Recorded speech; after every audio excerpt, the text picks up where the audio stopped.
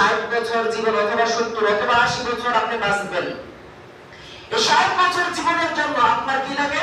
আপনার একটা ইস্তিউলা ঘর লাগে, আপনার স্বপ্ন। আপনার এই 60 বছর জীবনের জন্য আপনার কি লাগে? আপনার একটা টাইলস করা বাড়ি লাগবে। মাত্র এই 60 বছর জীবনের জন্য আপনার আরো কি লাগবে? মার্কেটের মধ্যে আপনার 3টা দোকান থাকা চাই। আপনি এই 60 বছর জীবন বাঁচবেন, এই 60 বছর জীবনের জন্য আপনার আরো লাগে কি লাগে? আপনার বিশাল জমি জমা পাহাড় লাগবে। এই 60 বছর জীবনের জন্য আপনার এত কিছু লাগে, অথচ আপনি যে পরকালে চলে যাবেন, আপনি যে কবরে চলে যাবেন, তার জন্য আপনি কি করছেন? একজন মুসলমান যখন সে কবরে চলে যায়, তার সাথে 3টা জিনিস যায়, 2টা জিনিস ফিরে আসে আর একটা জিনিস তার সঙ্গে হয়ে থাকে।